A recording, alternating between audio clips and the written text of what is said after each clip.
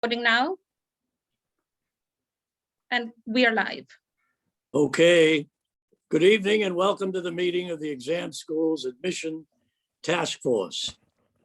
Because this is a remote session, I will ask Ms. Parvex to please call the roll. Thank you very much. Mr. Acevedo. Here. Mr. Kreger. Here. Mr. Chernow. Dr. Freeman Wisdom. Ms. Grassa. Here. Ms. Lam. Ms. Nagasawa. Here. Ms. Garrett. Here. Ms. Tang. Here. Ms. Waite. Here. Ms. Sullivan. Present. And Mr. Contampasis. Present. Thank you, Ms. Parvex. We are pleased to be offering live simultaneous interpretation this evening in Spanish, Haitian Creole, Cape Verdean, Portuguese, Cantonese, Mandarin, Vietnamese, Somali, Arabic, and American Sign Language. After I finish introducing the interpreters, we will activate the interpretation icon at the bottom of your screen. Click the icon to select your language preference. Our Spanish interpreter this evening is Randolph Dominguez. Mr. Dominguez, please introduce yourself. Good evening, Mr. Contampasis. Good evening, everybody. Muy buenas tardes a todo el mundo. Mi nombre es Randolph Domínguez. Voy a ser su intérprete del idioma español en el día de hoy. Para poder accesar el idioma español, deben de buscar en la parte inferior de su pantalla y van a ver un icono con el globo terráqueo. Por favor, presionen ese icono y seleccionar español. Van a poder escuchar la reunión en su idioma. También si están utilizando un celular, por favor, buscar los 3 puntos a su mano en la parte superior derecha de su pantalla y ahí seleccionen idioma español para poder escuchar esto en español. Muchas gracias y nos vemos en el otro lado. Thank you. Our Cape Verdean interpreter is Lidiana Mendez. Ms. Mendez, if you will. Hi, good afternoon. My name is Lidiana and I'll be your Cape Verdean Creole interpreter. Alô, sim, boa tarde. Então, ser o Cabo Verde Crioulo intérprete e então, flanhos que apanhos escolhem naquele idioma não global que apanhos escolhem aquele Cabo Verde Crioulo para idioma de nossa preferência. Obrigado. Thank you. Thank you. Our Portuguese interpreter is Christiane Lettner. Please introduce yourself. Olá, boa tarde. Meu nome é Cristiane, eu sou intérprete de português brasileiro. Se você precisa de interpretação para essa reunião, por favor, clicar no globo na parte inferior da sua tela e escolher português. Se você estiver escutando essa reunião no celular, use os 3 pontinhos na parte superior direita do seu celular para escolher o idioma português. Obrigada. Thank you. Our Vietnamese interpreter is Duyen Tru. Will you please give the instructions in Vietnamese? Ms. Tru? Yes, I'm right here. Good afternoon. My name is Duyên. I'm Vietnamese interpreter for meeting tonight. Xin chào quý vị, tôi là thông dịch viên tiếng Việt hôm nay. Nếu mà cần thông dịch tiếng Việt, xin vui lòng chọn ngôn ngữ tiếng Việt thì các anh chị sẽ được cung cấp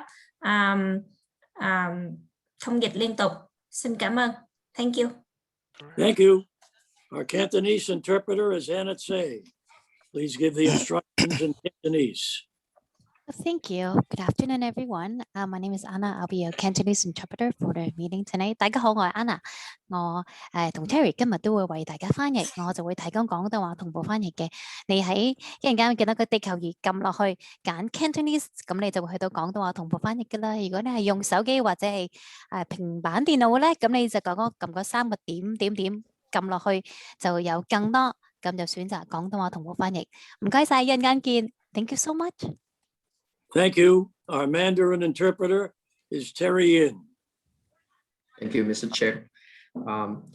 大家好，我的名叫 Terry， 我是你们的普通话翻译。待会儿呢，你们在屏幕下方就可以看到一个地球的图标，你点一下地球的图标，然后再选择Chinese 就可以到我这个普通话的频道了。如果你是用手机或者是用平板电脑上的话呢，你可以点这个屏幕下方的3个点，选择这个语言的选项，你也可以选择到普通话。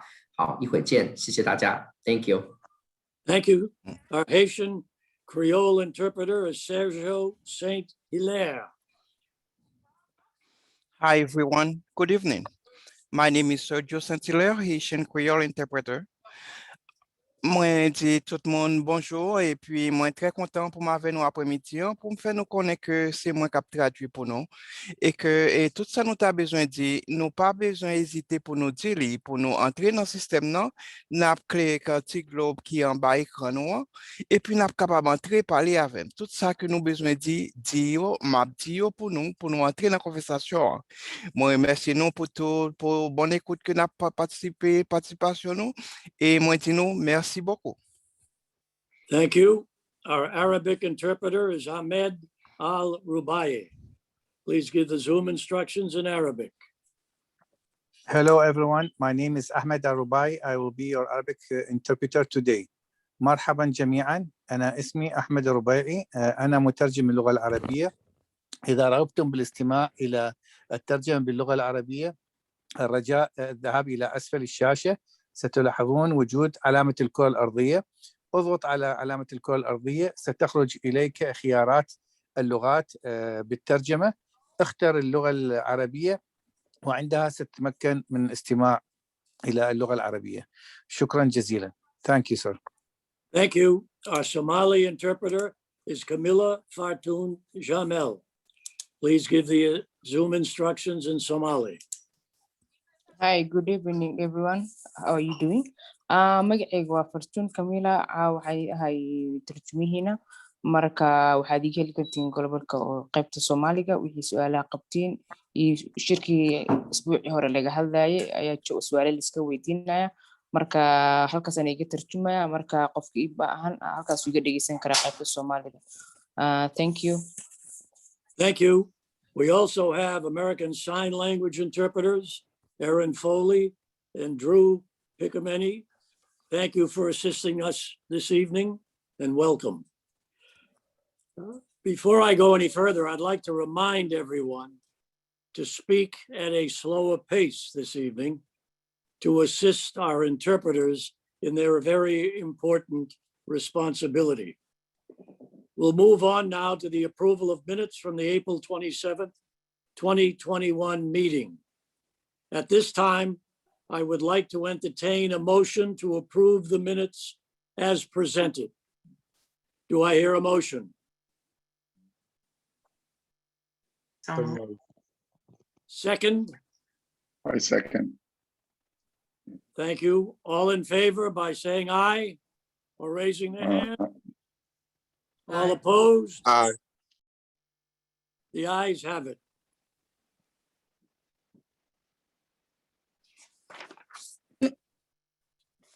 Mr. We- Contemplative, Yes. we need to call the roll for the minutes. Please call a roll on the meetings, on the acceptance of the meeting, minutes of the meeting, Ms. Parvex. Mr. Acevedo, Aye. Mr. Chernow, Aye. Mr. Kreger,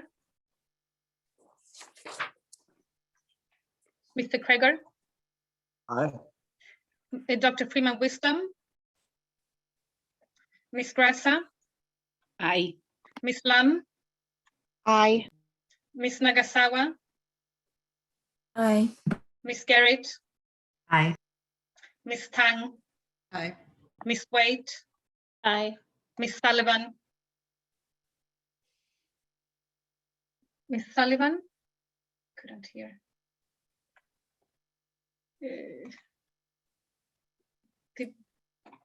Okay, Ms. Sullivan, are you there? No.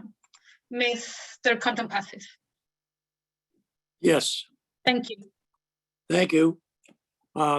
Moving on, if I may, on the agenda, this is a pretty important session in terms of reviewing some of the concerns that have come up in previous task force meetings. We're pleased to have with us this evening representatives from NWEA to give us an overview of the MAP growth assessment, which the district has approved.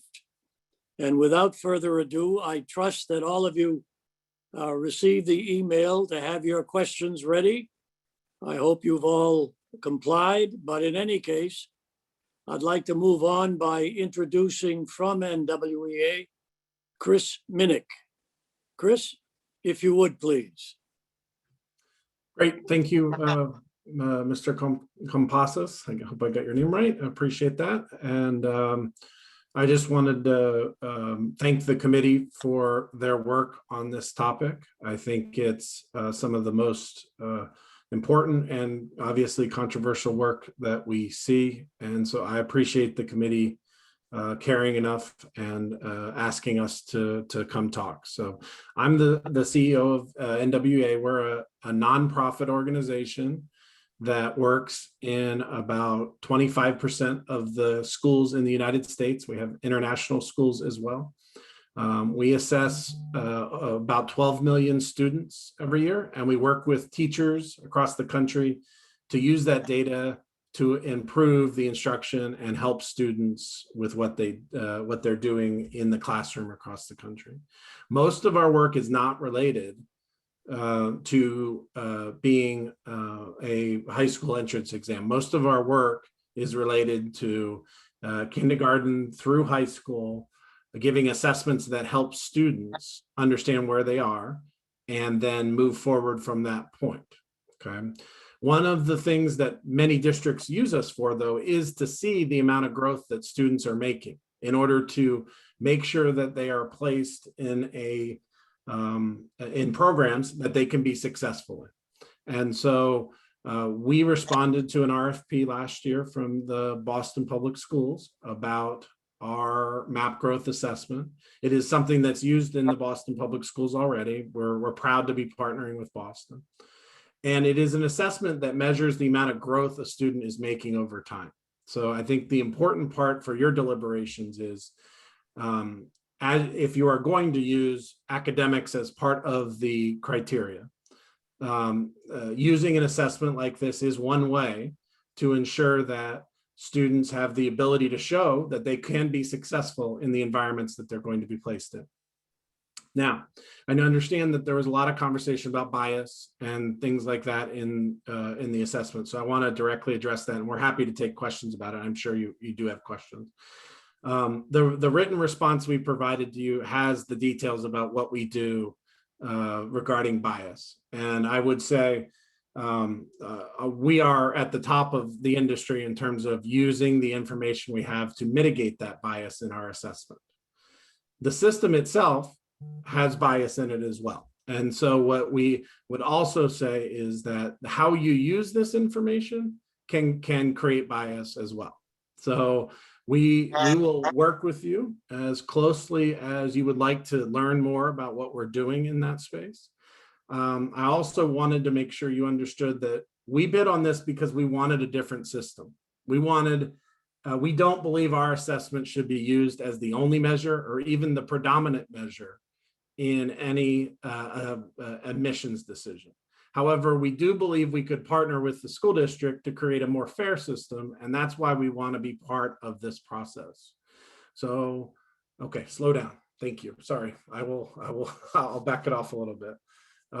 Sorry, guys, if it feels a bit choppy, I'll try to slow down a little bit. I also just want to level set with you that there's no assessment out there that would solve your entire problem, right? There's no assessment that would give you the academic justification for entrance into any of these schools. So what we would hope that you would develop is a system that includes academic assessment, but does not make it the predominant measure and includes a lot of other features as part of that, because you can mitigate bias as you sort of broaden the amount of measures that are part of the system. And I'm sure you have lots of questions for me about that, so I will pause for a second. I do want to introduce our team because I think our team may be answering some of your questions. So Team, if you could come off of, turn on your videos so you pop up for me. There you go. Thank you. Janine Edwards works with Boston Public Schools directly. So the team knows her pretty well here in Boston. Jeff Enoch is our partner accounts executive vice president. He's someone that oversees the partners across the nation. So we call our customers our partners. Fred McDaniel is our head of our psychometrics and our content solutions. So if there are technical questions, he may respond to those.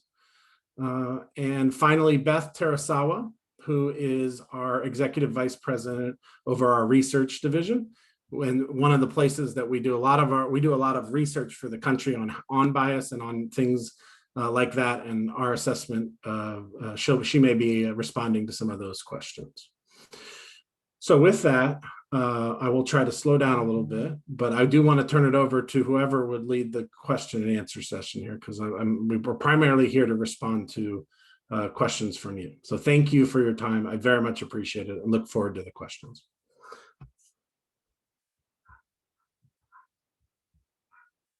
Mr. Condon-Passos, you're on mute. Ms. Sullivan, would you take over this section? And I'd ask the panelists to simply, who have a question, to raise their hand. And Ms. Sullivan, it's all yours. Great. Thank you, Chris and team, for being here with us. We're going to begin with Mr. Acevedo. Well, Chris, thank you and your team. I'm either going to exasperate you with a very simple, basic question, or pitch you a softball. But I appreciate the fact that we're on the record and that this meeting is specifically about where we are going to go in creating an assessment platform, an assessment system to judge admission to Boston's elite schools. For everyone listening, could you distinguish between NWA, the MAP assessment, and ISEE, and how the world would be different if you remain as part of that assessment system, as opposed to if we were to have remained with ISEE? Yeah, thank you. And thanks for the question. I think one of the things that's important about our assessment is that we do the best job of measuring growth in the country, any assessment you have. So I think if you want to talk about where students have come from, and if they, and as they go forward and they grow, I think our growth metrics are the best in the industry. So I would say that's a positive in your favor, because you can consider growth as part of the metrics you might want to consider about how students are entering the high schools. And so if they are growing faster, if they are excelling in certain areas, that might be part of what you would want to see. I will also say, we're proud of our assessment, but it doesn't do some of the things that, it's not an entrance exam, for example. Okay, there is no high school entrance exam that I know about there, honestly. So you have to consider it as part of a basket of measures. Otherwise, you will introduce so much complexity into the system, and it won't be fair to just use one measure to determine how things are going. So I hope I answered your question. I'm not as familiar with ISEE, so I can't specifically compare the two. So I apologize for that.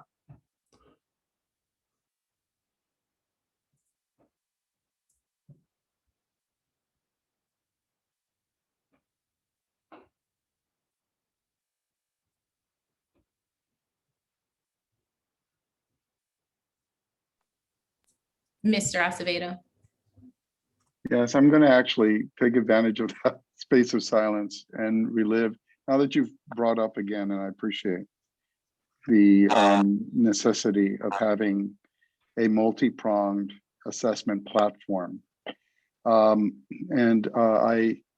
I want to recall a conversation that took place this Saturday with our roundtable of students.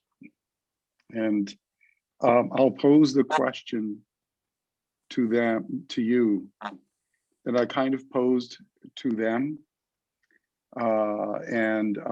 this Saturday. They actually spoke in their remarks about wanting to see, their concerns about students with means, gaming, to use their word, a good, middle school, high school word, gaming the system. And I posed the question to them, well, if you were to create a game-proof or game-resistant system, what would it look like? What would be your advice to us in a similar position if you were to ask you the similar question? Now, assume that it would include the NWA map. Mhm. What other elements, would you include in that hypothetical world? Yeah. It's great, and I think this is. Thank you for the question. And I've been in a lot of these high school admissions conversations, as you can imagine, because it's a hot topic. So I'll share my perspective. But again, I think MAP is part of that because MAP doesn't. It's not the same test for every kid, so it does give us some flexibility in terms of the items people see. In our written response, we talked about why that's more fair. Because as kids are doing better, we can actually show you where they're going. So that's part of the fairness of the system, is that you can't game the test very easily. So that's part of the deal. I would also say, I would add things like, I think grades have to be a part of it. I think our teachers know best about students' success ability. So I think I also would say that we shouldn't just do it on academics. So it needs to include other factors that have happened in a student's lives. And so that's important. And it's tough to come up with a good metric on that one. But I think the committee could, you guys know the area well better than I do. So you could figure out what the right metrics are for the opportunity that students have had. And so I would say that needs to be part of the conversation. I also think you also have to come to grips with the fact of whether, how elite do you need the specialized schools to be? Like, I just don't, me as an individual, I'm not clear that keeping it in the top 3%, 4%, 5% is really good for the community.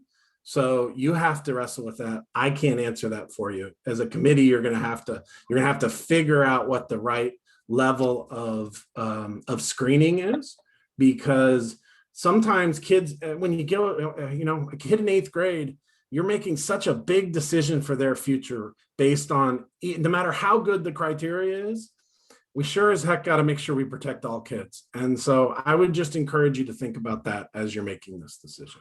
So thank you. Thank you. Ms. Tung? Hi, I just wanted to ask about what you said around that it's not the same test for every kid. I understand that the difficulty of the question changes based on the answer, right or wrong. Yep. But how does that lead to the conclusion that you can't game the test very easily? And the reason I ask that is because I've Googled it and there are already test prep companies popping up around our area for the MAP growth test. So I just want to know what strategies NWEA is using to prevent the test prep industry from developing courses that will, increase score disparities. Yeah. Well, one of the things that we do is we protect our IP pretty ferociously. So we go after these folks if they're doing that. So that's one thing we do. I would also say, because our item bank is so broad, it's actually impossible to do direct instruction around our items so that you don't know what item you're going to get. So it's not like you can take the 30 questions on the test and put that in front of a kid and say, learn these 30 questions, because our item bank is so broad. Fred, I would ask you to talk to the other stuff we do on the items. So to make sure that they, if they are showing any difference in performance, we pull them out of the bank. So Fred, could you speak to that, please? Sure, we do a differential item functioning for our items to discern the degree to which they function the same for students from different groups. And if we do, and that's a statistical analysis. And if we do have, and we do that periodically on a cadence of a schedule. And if we do have items that are performing differently, then we do an individual review of the item to look for evidence of bias, and any items that are demonstrating bias, as we've alluded to, I think in the memo, those items get removed. So that's kind of one piece. The piece I want to reiterate with Chris is we do have a lockdown browser. Excuse me, Fred, my apologies. We have interpretation happening, and so the interpreters are asking, could you just slow down just a little bit? Absolutely, Tanisha. I apologize. I was trying to talk slowly. I'm just a fast talker. So let me try it again. Chris referenced some item work that we do during item development. We have a series of trainings for bias, sensitivity, and fairness that our groups go through, a checklist of criteria that we review to make sure items don't evoke emotional responses, that don't have controversial topics that might interfere with a student's ability to answer the item based on anything other than their command of the content in the item. And after items are administered, we do a statistical analysis procedure called differential item functioning. And that basically compares the level of the item level performance of similar students, similar by achievement level, from different demographic backgrounds. And if an item performs differently in one group versus another, it could be a minor difference that's not statistically significant, or it could be something that's statistically significant and that also has a large effect size. If it's statistically significant and has a large effect size, we pull that item and review it very carefully from a variety of different contexts. And if the item demonstrates bias, then we pull it out of our item bank. So that was the first thing that I covered too quickly. The second thing that I wanted to jump into was we also have some technology and security in place relative to lockdown browsers, so that when students are taking the test, they're not able to go out and search the web and look for other information that can help them. That's a security procedure we have in place. We also hire a company to go out and surf the web and look for instances of our items showing up. And it's rare, but occasionally a well-intended and sometimes a not so well-intended person may take a picture of our item and put it out on the web. And we, as Chris said, ferociously protect our intellectual property because it does speak to the fairness of the assessment. And we pursue that to ensure that that's not out there. And then finally, just given the computer adaptive nature of our assessment, items are served up based on the difficulty level of the item and the degree to which we believe it matches the achievement level of the student. And that's going to fluctuate throughout the test. And because we have thousands of items loaded, it would be impossible for a test prep company to predict what items the students are going to see. And we see these pop up when we get contracts in certain places, and we always advise folk, don't waste your money on that. It's not going to help you. So anyway, those are a couple of other examples, kind of building off a couple of the comments that Chris made. I would just summarize because I think, Roseanne, this is a really good question. Just to emphasize for the community, if this measure is the prep for this measure is not something we would recommend, because we just think if you go into the assessment, it'll show you what you know and what you don't know. And that's how we should be including academics, not in some preparation for a test that, anyway, I just think it needs to be much broader than an assessment. I'm just going to keep coming back to that. You guys won't be surprised to hear me say that an assessment can tell you how they are doing academically, but it's not going to be the only measure. It shouldn't be the only measure as part of the conversation. So.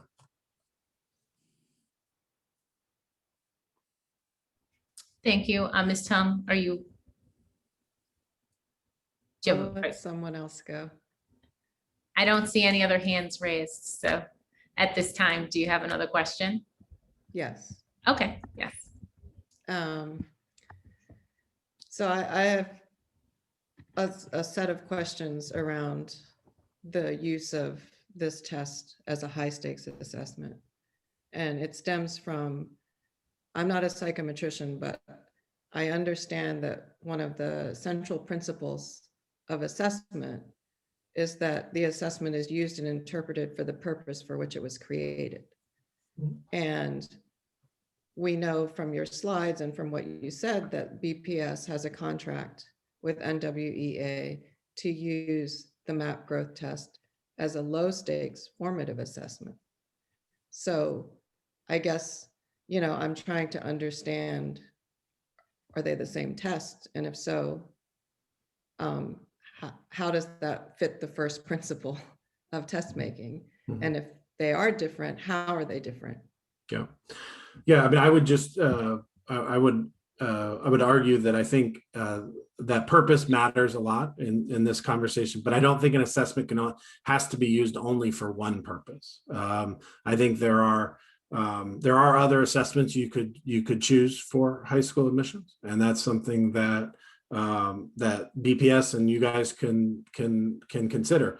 We care a lot more about students' ability to grow and learn from the assessment and do better in their academics.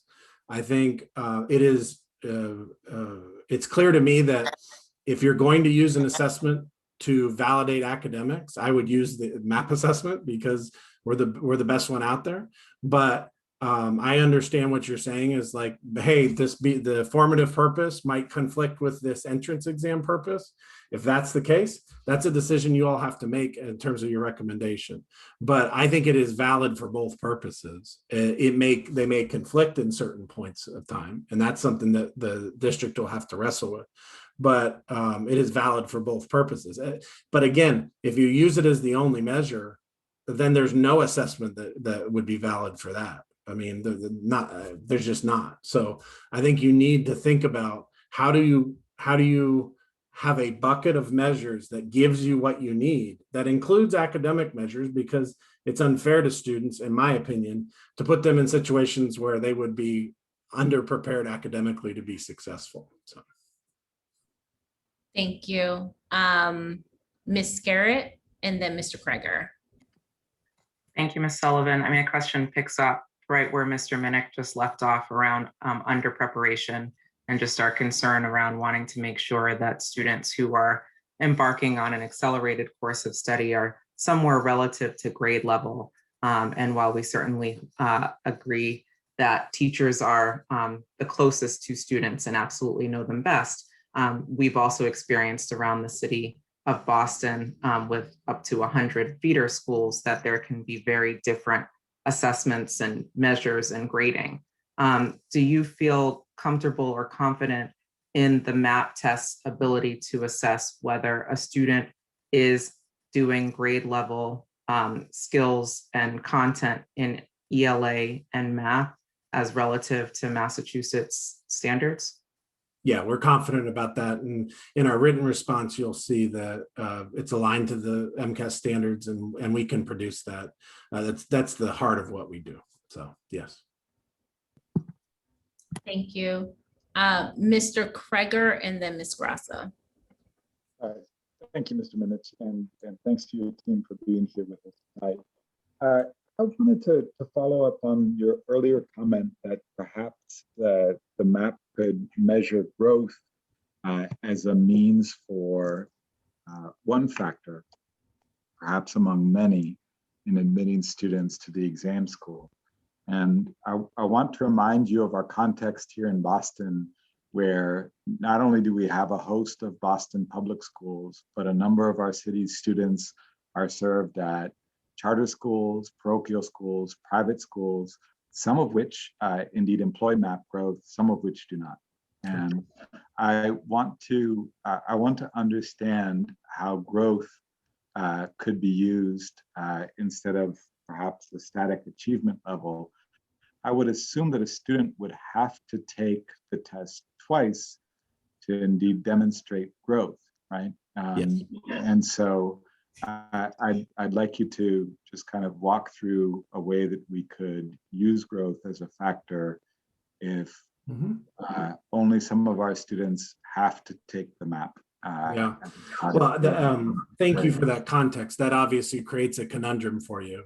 Yeah, I was talking about multiple assessments. And so I think the committee has to wrestle with this, and I can't, I know in places where they have used MAP growth and used growth as part of the entrance criteria, they are requiring kids to take it more than once. So you would have to wrestle with how to deal with that if the student's coming from a place, a public or a non-public school or something to that effect. So I don't have a good answer for you, but yes, you would need multiple attempts at the assessment to create that growth. So I could ask a follow-up question. Could you either now or hereafter provide us with some of the names of places that have had to wrestle with that question? Because I'm sure that the follow-up questions that I have come up for them too. For example, is there a perverse incentive to do poorly the first time you take the growth if it's voluntary, so that you can demonstrate significant growth in a manner that would impact your ability to enter the exams? Absolutely, it's an issue. And you've actually already talked to one place. I think Chicago wrestled with this already, but I will, we're happy to follow up with that offline. So okay. Thank you very much. Great, thank you, Ms. Grassa, then Mr. Chernow. Hi, can you guys hear me? My Wi-Fi is good. Yeah. Yes, we can hear you, but it's a little shaky. Okay. I was gonna say, yeah, perhaps. Is it? Oh God, is it working? It's a little better. Okay, someone cut me off if I start sounding crazy. My question is about how the results of these tests are done. So like after you take, we're saying 2 tests, how is the grade put into like a scale? Like, is it out of 100? Is it put into segments? Or like, can you hear me? Yep. Yes. Oh, So are I you, feel like I'm cutting out. well, you are, but are Y'all you, can still hear me? so Simon, yes. Are you getting to ranking of scores? Is that?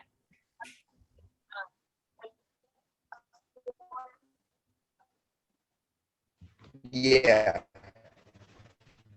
okay, yes. Okay, perfect, yes. Yeah, so Tanisha, do you want me to just respond in like Yes. generically about our ranking system? Does that make sense? Yeah. That so would be great. We have national norms that we compare on our assessment, and they're refreshed every 3 to 4 years. The most recent were refreshed in 2020. And we're very confident about our norms. We have 12 million students that we assess every year. So that creates the system, which, you know, the problem being, and again, this is what the committee has to wrestle with, is those norms are a result of the system we have right now. Okay, so that means that if certain students have been underprepared throughout their academic career, we will reflect that on our assessment. And so I think there is some piece of this that you want to include that is academically based, but there has to be some balancing of that system.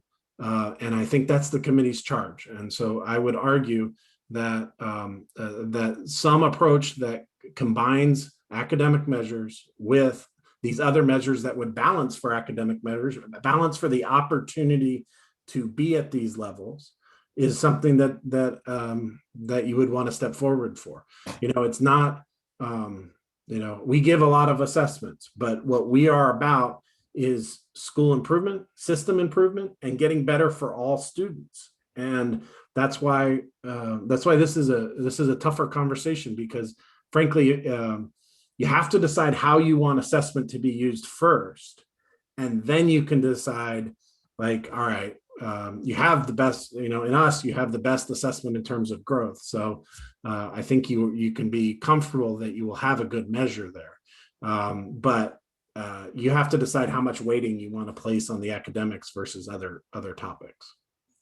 Okay, so Simon is asking how does the grading work? If I, for example, took the test, would I get a percentage score, a ranking among everyone else, a letter grade? What does that look like? Yes, it's a scale from about 200 to about 450. Nobody's up in the 400s unless they really blow it out. Those rankings will then be also on percentiles from 0 to 100. The 100th percentile would be the highest performing. Fred, I know you threw something in chat, but you can describe our RIT score and percentiles if you'd like. Yes, I was just following up in chat. Basically, at the conclusion of the test, Simon, you would be provided with a RIT score, which is the name of our scaled score. It's named after a Danish mathematician named George Roche. It's actually Roche Unit of Analysis is RIT. And through our norm studies, we interpret those scores and provide a percentile rank for each student. We also have mean RITs by grade level. So you can see in 5th grade, the average RIT is X across the country. The average RIT in Boston is Y, et cetera. So we provide a variety of data, but the data that Chris has alluded to that we're most proud of, that we think is most impactful, is looking at the growth data, the growth from one administration to another. And we have norms relative to growth data as well. So that's kind of it in a nutshell. Thank you very much. Ms. Grassa. Thank you, Ms. Sullivan. So you had spoken about we would have to give multiple assessments, obviously, to see growth. If we just gave one assessment, we can still get raw percentile data. Is that correct? Yes, that's correct. Yes, you are correct. Okay. And then can you talk to a little bit, this kind of came up in our last meeting as sort of a big question about the MAP growth assessment being a predictor of MCAS. And what is it a predictor of MCAS? At what percentage rate is it accurately predicting if you're saying it does? So can you just talk to us a little bit about that? Yeah, absolutely. I'll speak generically, and Fred, I know you know, we put in our memo back what the actual correlations are, so we can share that with you. But generically, we do linking studies so that we can figure out how students are doing in preparation for the MCAS assessment. So yes, we can predict how students will be doing on those assessments. Given that we're assessing the same standards, generally we do a good job of predicting that. I think one of the things about our assessment is that it's more timely. Take MCAS, it takes a while to get the information back. A student will get their score immediately or within 24 hours of when they take one of our assessments. So there are opportunities for multiple assessments, those types of things in our system. And MCAS, it's a one-time thing at the end of the year generally. So those are some of the differences. Fred, do you want to talk about the linking study specifically? Yeah, just at a high level, Chris, I mean, you pretty much nailed it, but we need to have a score from one student on MCAS and a score from that same student on MAP growth. And then we compare the percentile rankings and the distribution of the scores from those two to allow us to predict where a student would fall in a proficiency rating. And it varies by, as you all know, cut scores for accountability purposes with MCAS vary by grade level and subject, as do our predictive abilities. But we're across the board, we're in the 0.8 to 0.9 predictability range, which is very high for a linking study. So we have a high degree of success in predicting where a student would fall relative to their proficiency level on MCAS. Sorry, can I just ask another clarifying question? You said you're in the 0.8 to 0.9, which is high.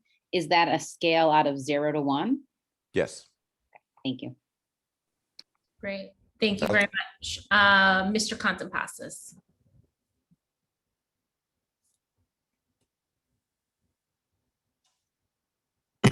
You're on mute, Mr. Contampasis. Thank you. Can someone who's in the know tell me, when does Boston give the MAP test? In what grade and when? We give it K to 8, I can at least say for my school. And the lower grades, K to 2, we give the fluency, but once they test out of fluency, we move into growth. So roughly 3 to 8 is taking it in the fall, and there's a winter option and a spring option. So if I may, if a student is taking this every year, is there a way to determine, and I understand the growth patterns and what have you, but can you determine year to year whether this student is performing at grade level expectation or above? Yes, and that's what many of the schools in Boston use us to do already. So, and they work to intervene instructionally.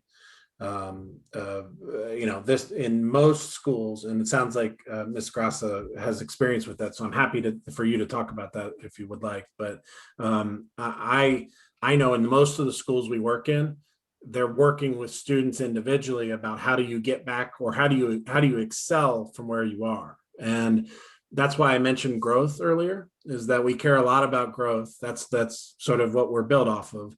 And you do have to deal with some of those unintended consequences when you put stakes on the assessment. So there will be unintended consequences, like Mr. Krieger talked about earlier, of you could possibly have somebody lower their score on purpose in order to show more growth later in the assessment window. But if you have data on a student between 3rd grade and 8th grade, you do have trajectory on them in math and ELA. And I think that's something you should consider as part of this process. And if I may, I think my concern is recognizing that we have a need for multiple determinants if indeed we're going to come up with a final set of recommendations. And as Mr. Krieger pointed out, I don't know how many of the non-BPS schools actually use some sort of growth assessment. I'm assuming they use something. But my question is, if an exam like the MAP test were given, let's say as part of that assessment in 6th grade across the district, across the city, would it be safe to assume that one could determine from that score whether the student is at or above grade level? In other words, equivalent to the MCAS, meets or exceeds expectations. So the answer to that is yes. And I do want to add, though, that I would caution you in thinking about grade level as a fixed thing in 6th grade, because I know we have students that in BPS that excel in 7th and 8th grade. And so I just think this is a really hard question. The question you have to answer first is, how do you want academics and assessment to factor into these decisions? And then the second question is then, okay, so then what part of that is the assessment? And then the third part of that is how much of it's growth and how much of it is you are on grade level in 6th grade or you are on grade level in 8th grade. And I think those are the types of things that you're going to have to figure out as a group. No, and with all due respect, I understand that. Okay. But on the other hand, and I'm not in any way suggesting this would be a sole criterion for admission.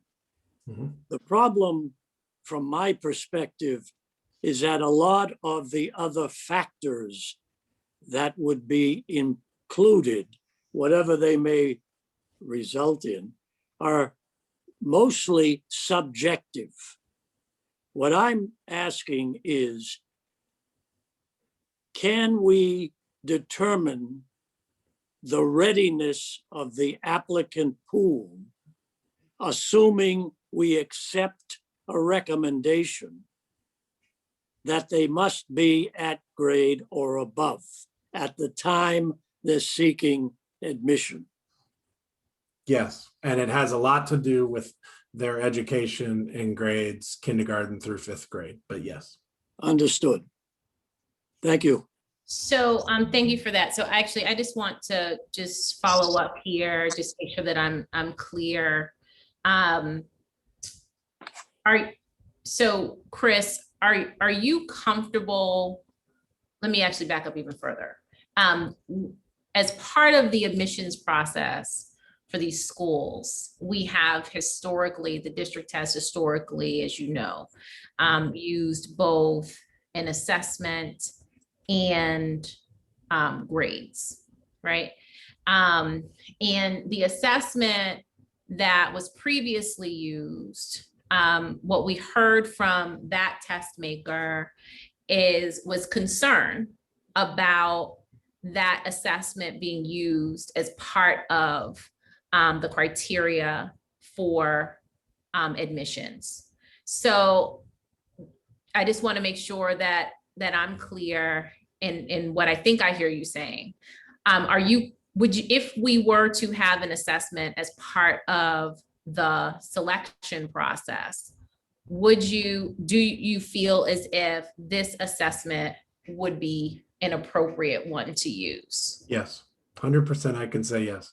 But if it's used as the only measurement or even the preponderance of a measure, we wouldn't be comfortable with that. So. Okay, so with other factors, yes. And also not as basically not as the primary determinant. Yes. Okay. Yes. Okay, thank you. Ms. Grasso.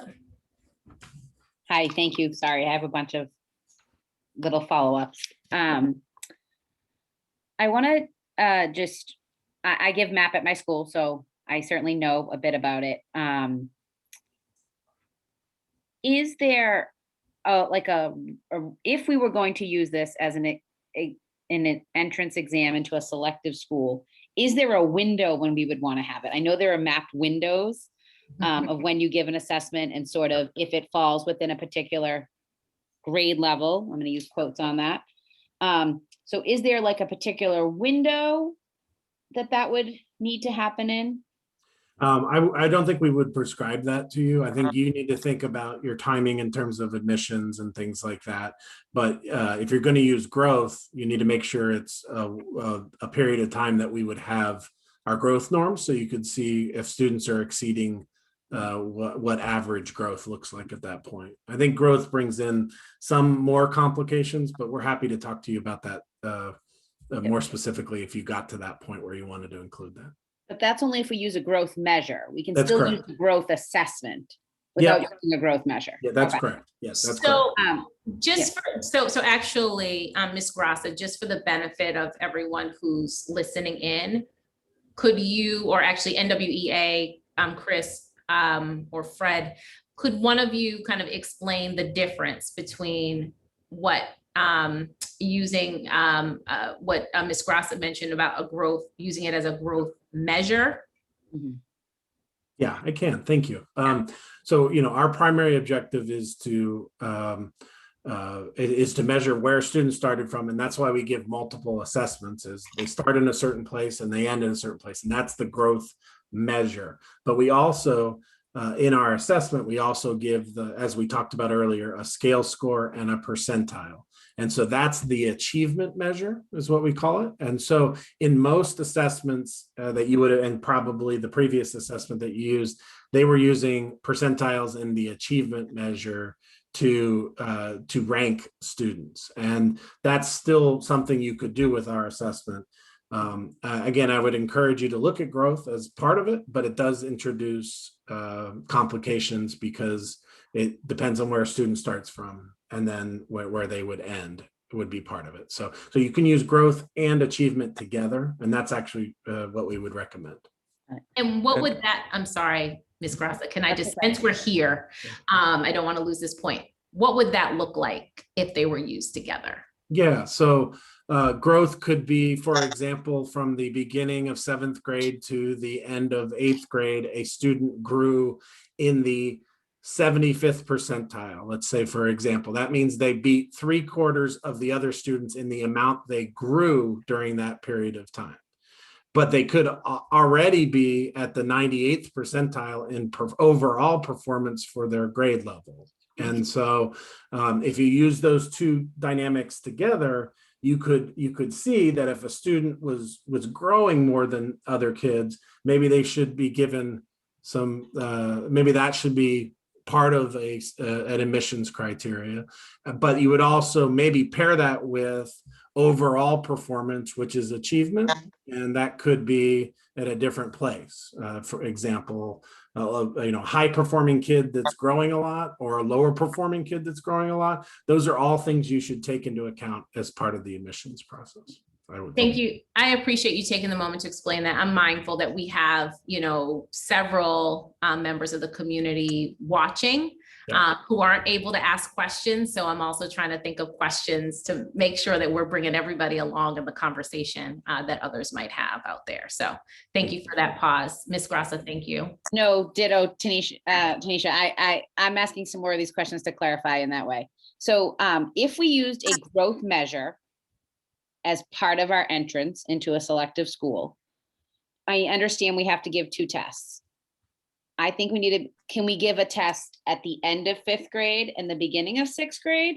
Or would it have to be like fall of 1 year, then winter, or fall and spring? Can you be really clear with us about within what window we would have to give those 2 assessments? Yeah, I would caution you at doing it one season to the next, meaning like 5th grade, end of 5th grade, beginning of 6th grade. You're just not going to see as much differential in performance. So I would caution you to make sure there is enough time in between the assessments. But other than that, I don't think that would be the only recommendation that comes to mind for me. Okay. And I know with some other assessments, there is sometimes like the fall test is a little bit easier than the winter. It gets that much harder versus the spring. Yeah. I know yours adjusts to students and their responses. Is there any sort of factoring into that about where the assessment just starts harder? Or no, okay.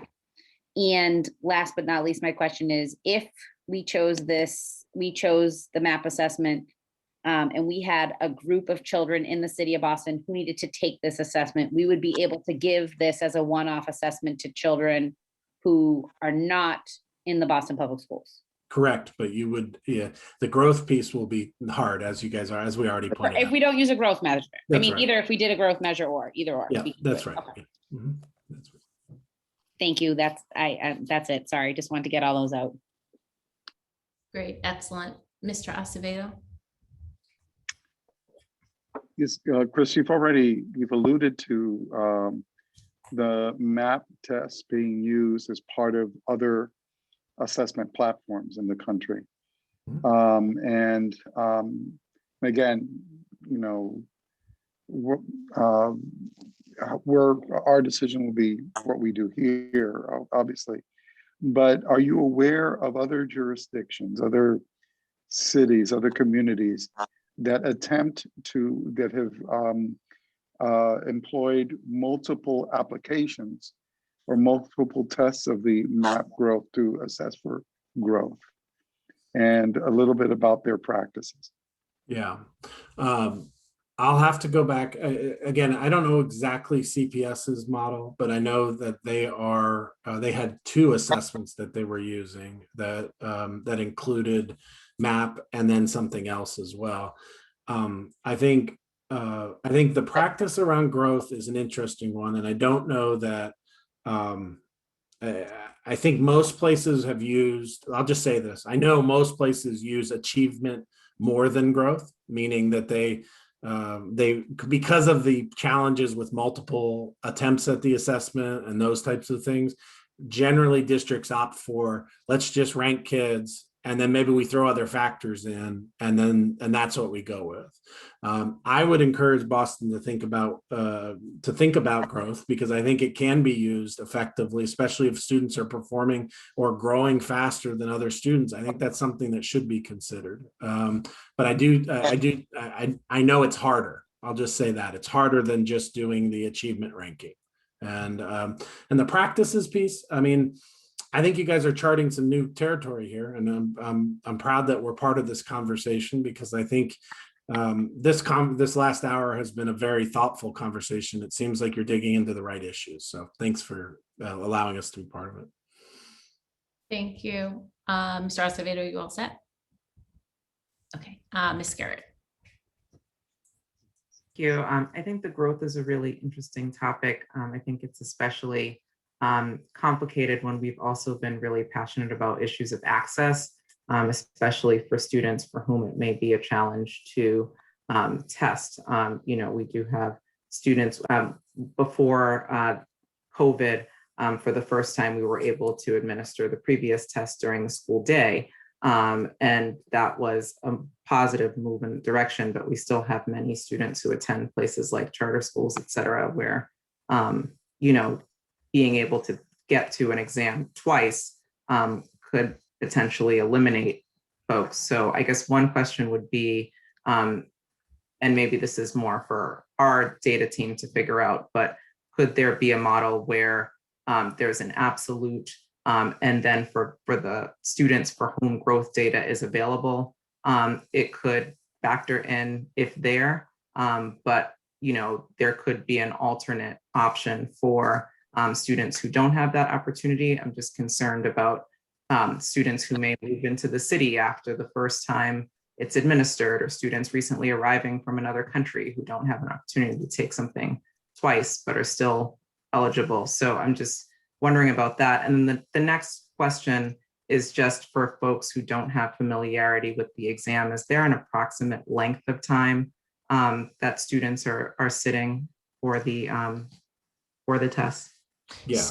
So actually, so on the first question, Ms. Garrett, I actually think that that's a question for the task force to kind of work through and determine whether, you know, those types of options are, you know, we want to explore those types of options. So I want to, Chris, take you off the hook for responding to that first part unless you want to.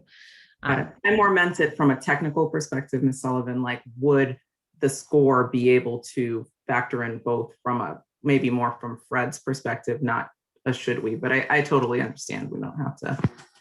I didn't know if they would even see that as feasible from a scoring perspective to analyze two different test types, a 2-test versus 1 test.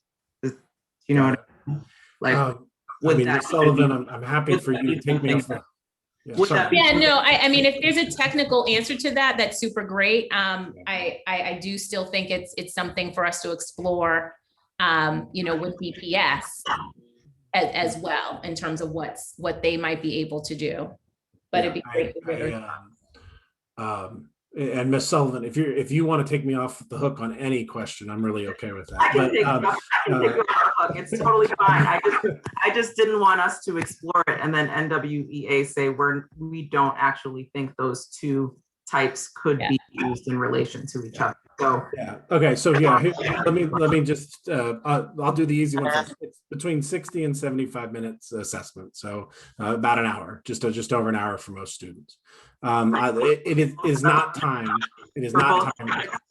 That's ELA and math combined. I'm sorry. No, that would be for one of the assessments or the other. Thank you. And it's not timed, so students can take as much time as they want on the assessment. So it does tend to, especially in places where it's being used for high stakes, it does tend to lengthen the amount of the assessment, probably not surprisingly.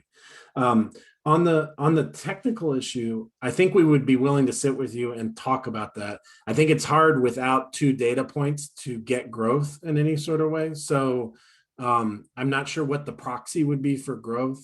But we could sit and talk about what that might be. We also can figure out ways to make the assessment more accessible to students, because I agree with you that making sure that all students have an opportunity is something that's part of who we are. So we would want to do that.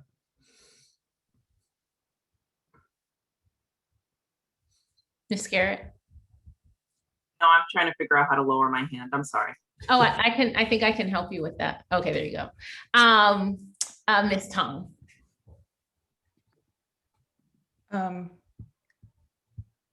So since other districts have been using the map growth for selective school admissions. I'm wondering, what do predictive validity studies show about how the test outcomes correlate with student outcomes, student performance in those selective schools, including graduation rates? And we would be interested in those findings by race, socioeconomic status, and gender. So basically, you know,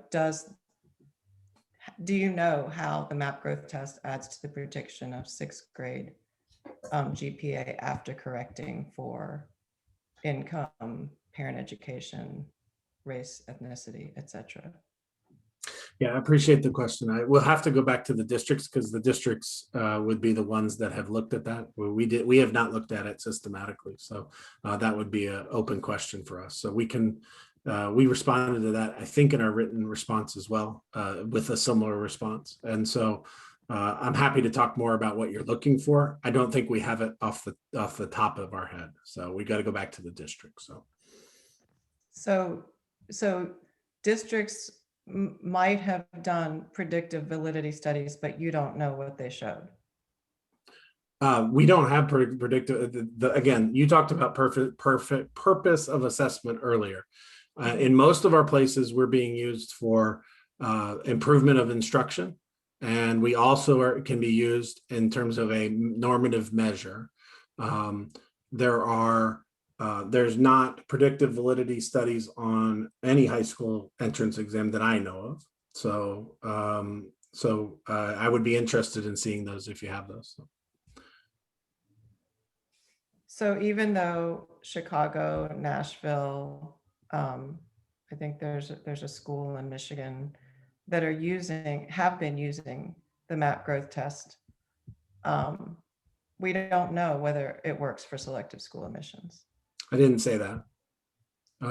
So what I said was we haven't studied that, and because we have normative growth measures and normative proficiency measures, that they are a good indication of student performance.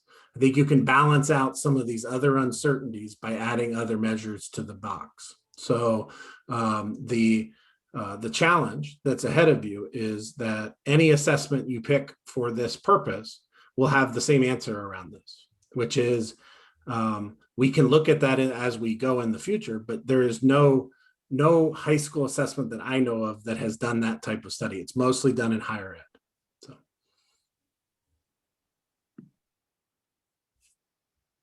Yeah, thanks for the question. I'll respond to the chat question if that's all right, Ms. Sullivan. Yes, and just so that folks know, typically we do not use the chat, but because Mr. Cherno is having just a little bit of challenge with his internet this evening, he is putting his questions into the chat. And so I will read the question for folks. And then, yes, Mr. Minnick, you can respond. But before I go to Mr. Chernow's question, I want to make sure that Ms. Tung has completed her questions. Yes, thank you. Well, no, not all of my questions, just that. You don't have a follow-up on that? Okay, I do want to just be mindful of time, so don't hold your questions. That goes for everybody on the task force. Let's get them on the table so that we can, because we are going to have to wrap up this session within the next few minutes. So I'm going to go to Mr. Chernow's question. It's, what does normative growth and proficiency measures mean? Yeah, so normative growth would be the average amount of growth we would expect based on our sample size. So if someone is making the 50th percentile growth, that means they're growing on par with whatever the other students are doing. If they're making more than 50%, then it would be above that. Proficiency measures are related to grade level expectations, and that's the line of questions that I got earlier about whether we can identify students at a sixth grade, whether they're performing on grade level. So those are the two pieces of our assessment, the normative growth, so the amount of growth of students making, and then also the amount of whether or not they're performing on grade level or aligned with the expectation set in Massachusetts. Mr. Chernow, thumbs up or down? Does that answer your question? Awesome, thank you. Ms. Tung. Okay. So I wanted to go back to your diff and fairness and bias review. So well,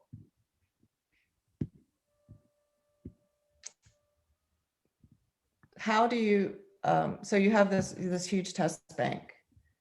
And so part of the item selection had to do with testing out items and doing this differential item functioning statistics on them.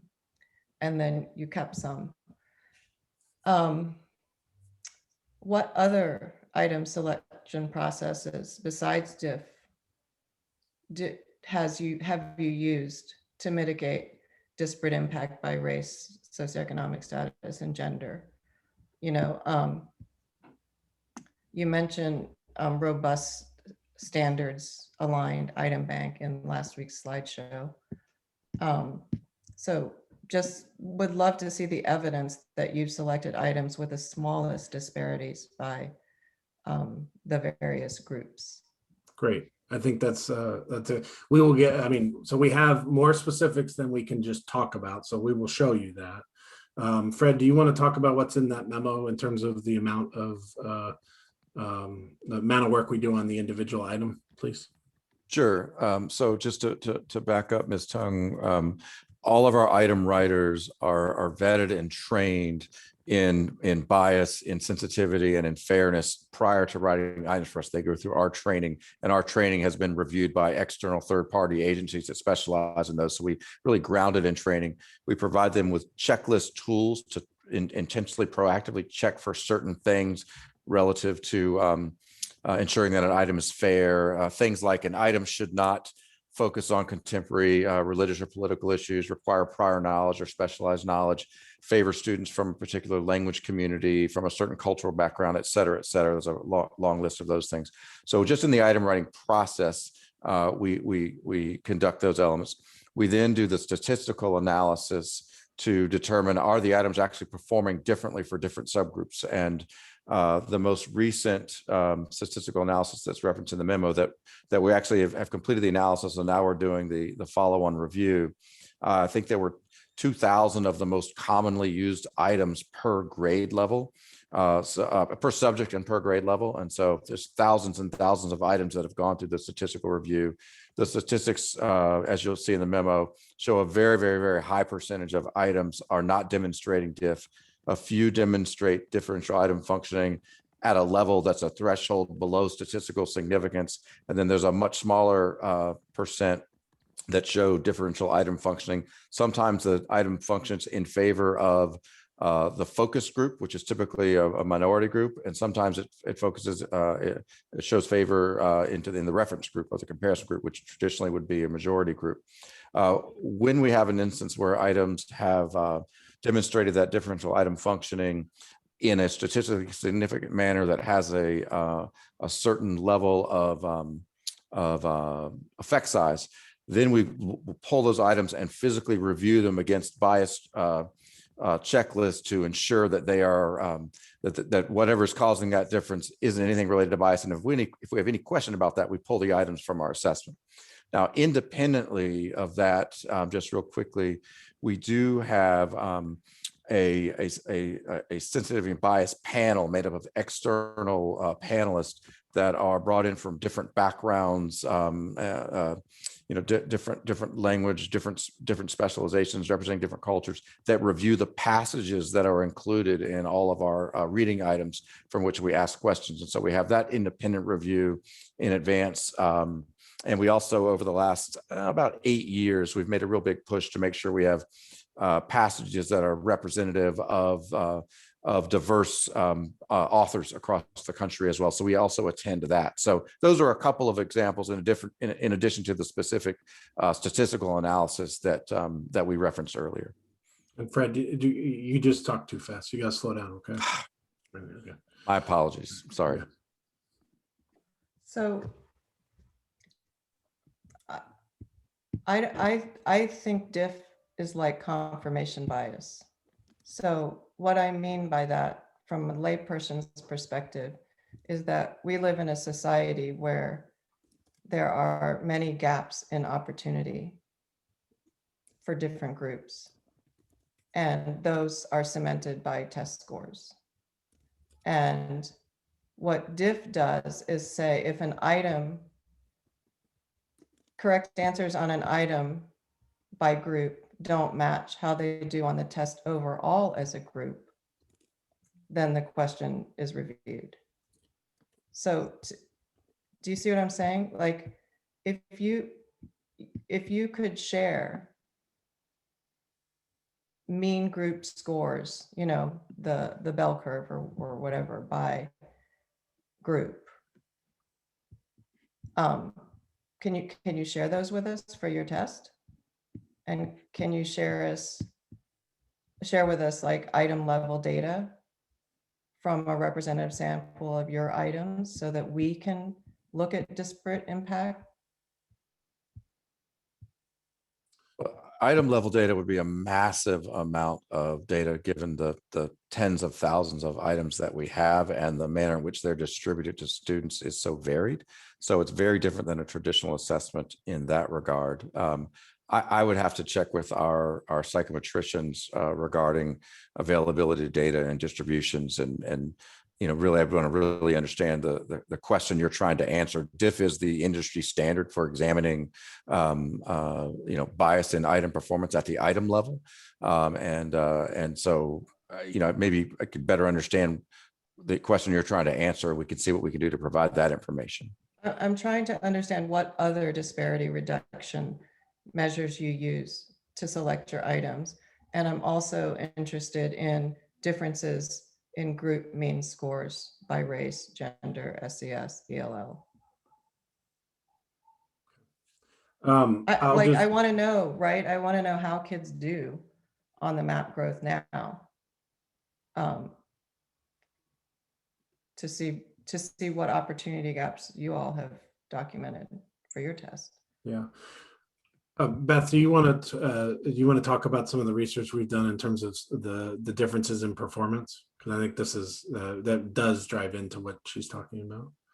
Sure, I'm happy to provide a couple of resources to Dr. Tung that might be supportive here. So our 2020 norms has some of that information as an appendix if you want to look at subgroup differences.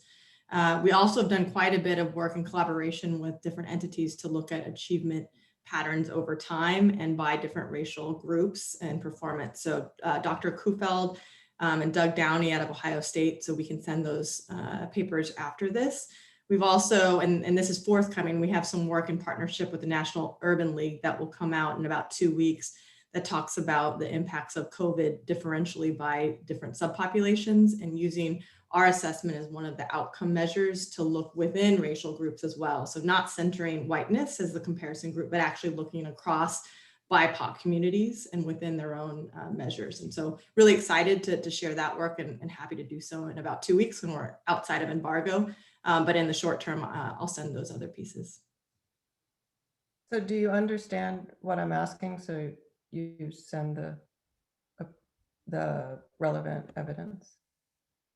Yeah, I understand what you're asking, is that we don't want to center the assessment around sort of just comparing how kids do on the individual items, but performance over the whole assessment. And is there a difference in by racial group and those types of things? I understand that. We have that information. We'll be happy to share that. So, and I get where you're going with this. I will also just say, I think you have to decide that there are flaws in all measures, including standardized assessments. And so you're driving at some of the flaws in standardized assessments. I agree with them. There are also flaws in grades. There are also flaws in other things too. So you got to balance those as part of your debate. And so I so appreciate this line of questioning. I may not sound like I do, but I do appreciate this line of questioning because I think it will help you make a better decision. So thank you. Exactly. I would feel irresponsible not to have the data in front of us if we're talking about adopting the NWEA test as part of the admissions policy. I think that's great. Thank you. And look, I was saving my questions until after everyone had the chance to ask their questions. And I mean, you know, Ms. Tung, you went right to where I was going to go. So actually making it unnecessary for me to ask mine. So I appreciate the questions. And I also, you know, I also appreciate that there is bias in probably every aspect of an admissions process, right? I want to really underscore one of the kind of pre-statements that Ms. Tung made before she started asking her questions. And, you know, it's really about how do we ensure that we've done all that we can, whether we're talking about an assessment or we're talking about essays or we're talking about grades or whatever. How do we ensure that we've done all we can to minimize the bias and mitigate against the bias, right? And so that, I mean, that's the goal for us as part of this process. And so I do think having some of this data will be helpful, just as we will delve into grade data and other types of data through this evaluation. That said, I'm mindful that we are working on a tight timeline. So as we kind of as we start to close this session out, I guess I'd just like to take a few minutes just to get a sense of when we will be able to, when Chris, you and your team will be able to provide us with some of the data and the information that has been requested tonight. Great. So I think if you take a look at the memo that we circulated, it responded to a bunch of the questions that were asked. So I know you just got that at the beginning of this meeting. So I think that's the first set of materials. I'm happy to work with our colleagues in BPS, Monica and others, to make sure we know the specific requests. I think the data that Ms. Tung asked for will be the one piece that we want to get clarity on in terms of exactly what needs to be shared. And so we're happy to have those conversations. I don't know from this meeting that I know I'm fairly confident we're not going to share every item level analysis of our 10,000 items, but I do think we can share something that will show you what you're looking for. So that's I want to be clear on this point. And, you know, I don't know if this was Dr. Tung's question, but it's a request, but it's mine, if not hers. I do want to make sure that that we do have a sense of, especially as it relates to the bias, the fairness, and the sensitivity elements, which I did have the opportunity during the course of this conversation to look at your memo. It didn't go as deep as I would have liked, or as deep as I need personally. So it would be helpful to ensure that whatever data is provided specifically as it relates to outcomes, student outcomes that you've been tracking, that we're getting certainly the aggregate, but we're also getting disaggregated data so that we can see and have clarity of understanding of how this assessment has impacted, or how students from different demographic groups, again, gender, socioeconomic status, socioeconomic groups, ELs, students with disabilities, racial, ethnic, that's critically important to us from an access standpoint. Great. I think the one, just on the record, responding to that, I just want to make sure people understand that our assessment shows the differences in our society too. So you aren't going to have students performing at the same level because there are differences in performance based on resources, based on historical differences. So I don't want people to think we're going to show you data that shows that everybody performs the same on our assessment, because that's not true. Right. No, I think in that I can appreciate that. But having, and certainly, you know, this esteemed task force will not, you know, and analyze that data in a vacuum or in isolation. We will look at that data it's certainly in the context of, a number of other factors. But I think that data coupled with, the information that you shared tonight, and Fred, I greatly appreciate your contribution tonight, the information that you've shared relative to, again, how you go about your bias work, and again, trying to mitigate for, again, just, what we understand to be a factor that will be helpful for us. Mr. Minnick, I don't want you to think that the assessment is on trial.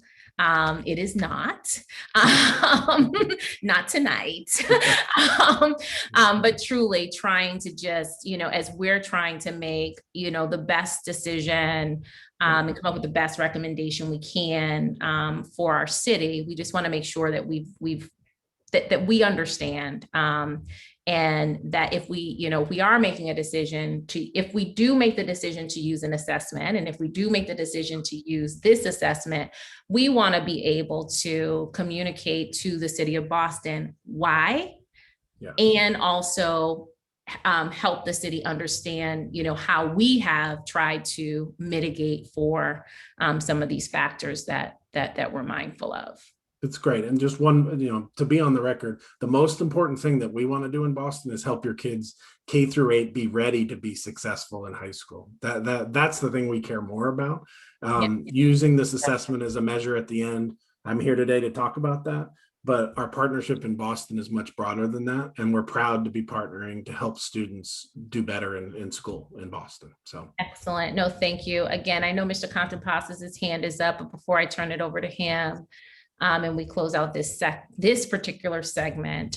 Again, I want to thank the whole team. I know we didn't. I don't know if we got to meet everybody, but appreciate that we had a strong team presence from NWEA. That's critically important. And I do want to acknowledge that, we had some concerns last week that that our time together would not be. And so we are pleased again to have this opportunity for us to be able to ask questions, and also for the residents of the city of Boston to hear for themselves a little bit more about this assessment, the work that you do in the relationship with BPS. So it is greatly appreciated. Thank you. Yeah, and thank you. And I apologize for our misunderstanding from last week. We didn't quite understand what was going on, but we're glad to be here tonight. So thank you, Mr. Contreras. Just to thank everybody, as you have, for joining us. We hope we can refer back if we have any questions to the team. And then one other comment, we keep hearing about a memo. Have all the task force members received that memo? And if so, please tell me where. We got it tonight, Mr. Contreras. It was a little delayed in coming to us. So literally at the start of this meeting. Well, you'll all have to give me. Yeah. Mr. Contreras, it's in an email from me around 5 o'clock tonight. Thank you. Thank you. And just finally, I think we need to move on. Ms. Sullivan, is Attorney Keating still with us? He is, but I just want to make sure our friends from NWEA, thank you very much. You're more than welcome to stay, but you don't have to. Thank you. Thanks, everybody. Good night. Yes, Mr. Keating is on the line. I saw him. Mr. Contreras, and Mr. Keating, you are on mute. Yep.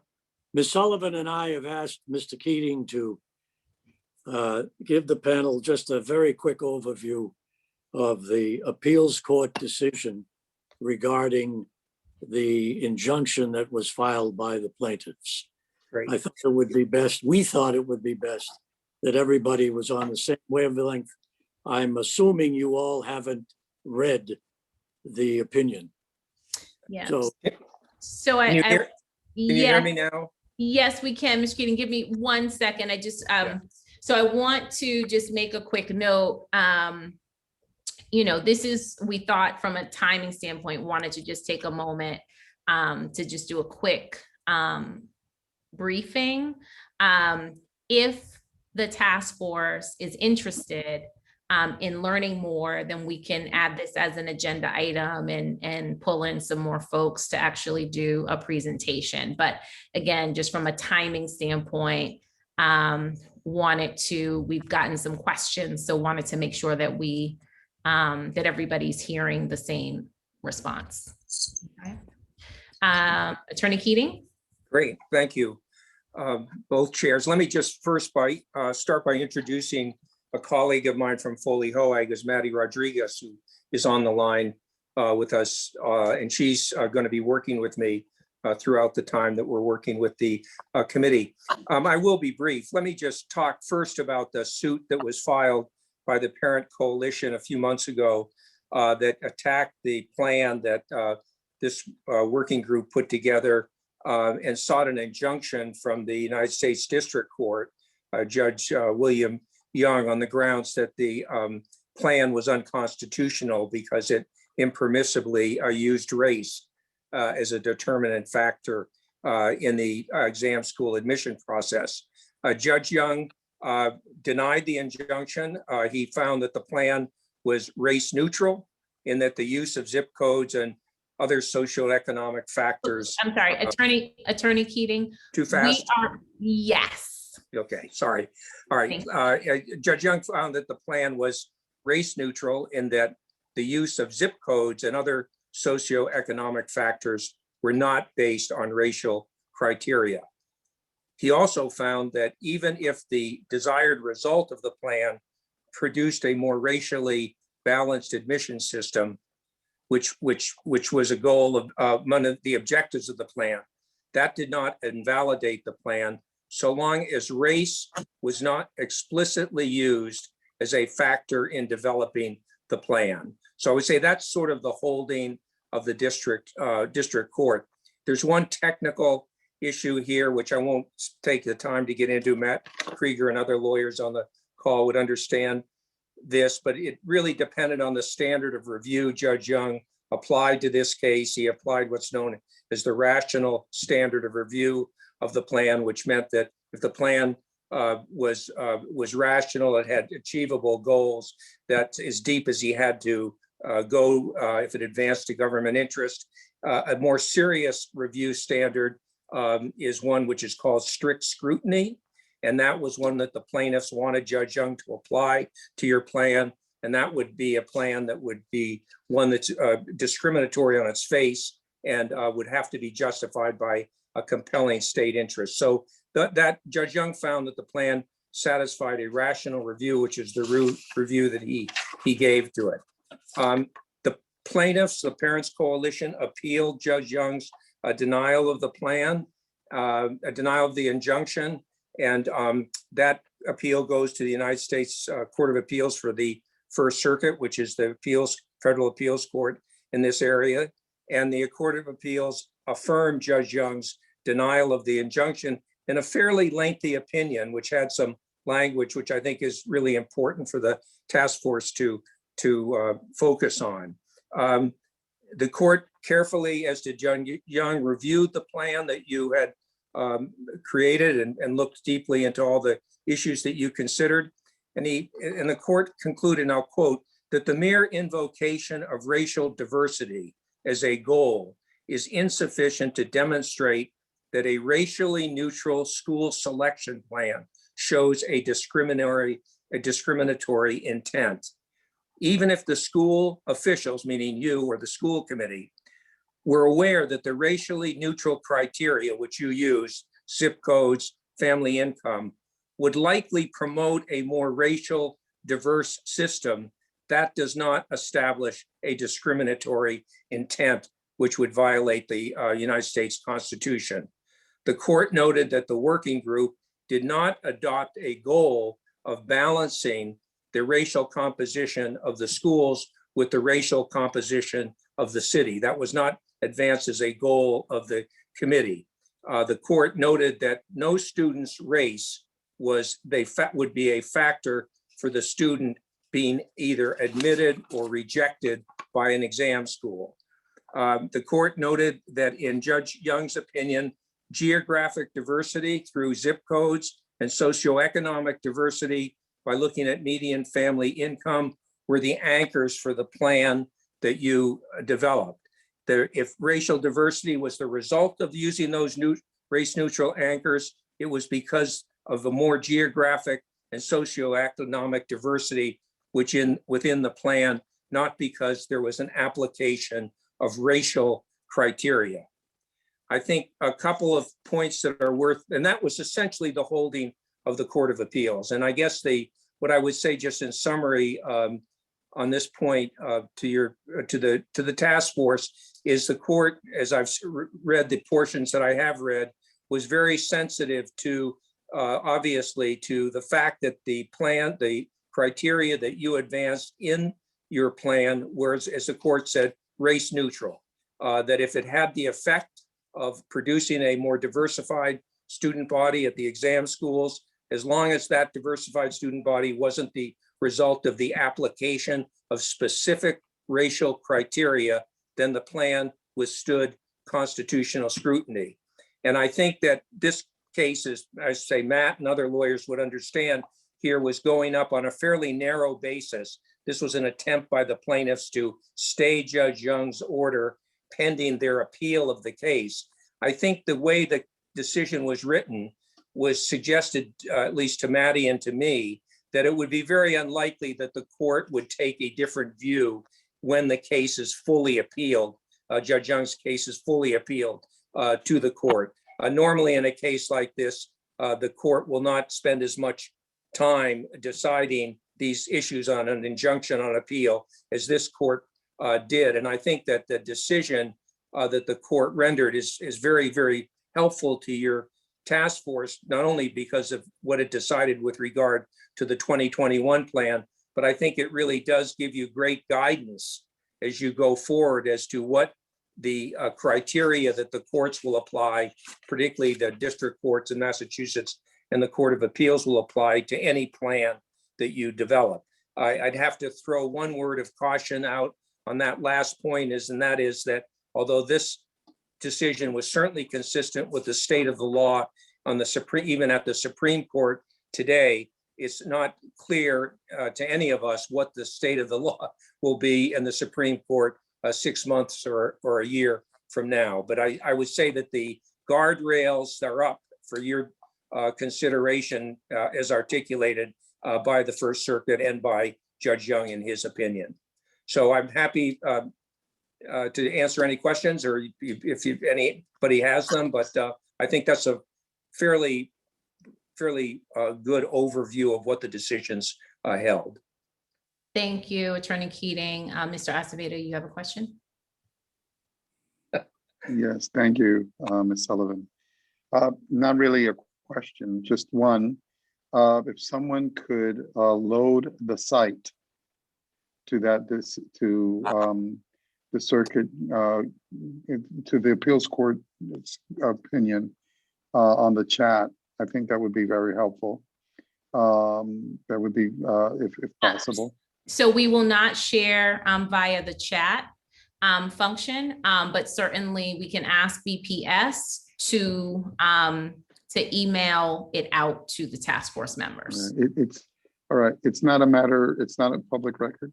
It is a public record, so it could, but we are not using the chat function for this meeting. The only exception to that is Mr. Chernow, who is having internet issues. And so as I shared with the public, his questions are in the chat. I'm reading those aloud, but otherwise the chat function is not used for these meetings. Okay. Yeah. I appreciate that. And I would agree, it is extraordinary, particularly if I would say just an injunction appeals court would go to the lengths of writing a lengthy opinion, which is it's almost advisory and sounds very instructive. Yeah, I'd agree, Mr. Keating. This is quite extraordinary. if this is indeed a lengthy decision on this. And would it be, I mean, we can't read their minds, but it sounds as if they were almost lecturing us as to what our legal guardrails would be going forward. I mean, who knows what was in the back of their mind, but I know they knew it was a plan for your plan was a plan for 21-22. It wasn't a plan for you're now developing for the future. They're mindful, I'm sure, of that. And I think they probably thought it was incumbent on them to give the task force and the school committee some guidance as to what they felt were the important criteria to keep the plan on a firm constitutional basis. Thank you. I do not see any other hands raised at this time. Attorney Keating, thank you. Sure. We will, okay, I don't see, no, okay. As I shared, we may add actually a formal presentation to our agenda for Friday, but we will keep folks posted on that. Okay, thank you. With that, we are going to transition into public comment. Ms. Parvex. Thank you very much. We have 4 speakers this evening, and each speaker will have 2 minutes per person. I will let you know when you have 20 seconds left. Please state your name, affiliation, and what neighborhood you are from before you begin. When I call your name, please raise your hand virtually in Zoom. Also, please make sure you're signed into Zoom with the same name you used to sign up for public comment. That will allow us to identify you when it's your turn to testify. Our first speaker for today is Millie Doko, followed by Joy McDonald and Rachel Meiselman. Millie Doko. Can you raise your hand if you're there? I saw the name before, but she's not there anymore. Joy McDonald, could you please raise your hand?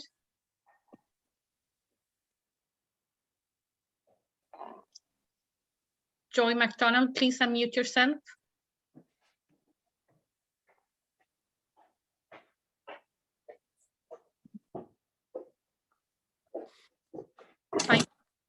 I can try later. Rachel Meiselman. Rachel Meiselman. Yes, hello. Hello, Rachel Meiselman, you can speak.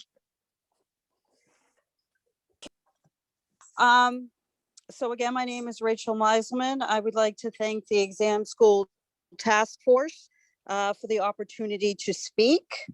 I actually want to speak as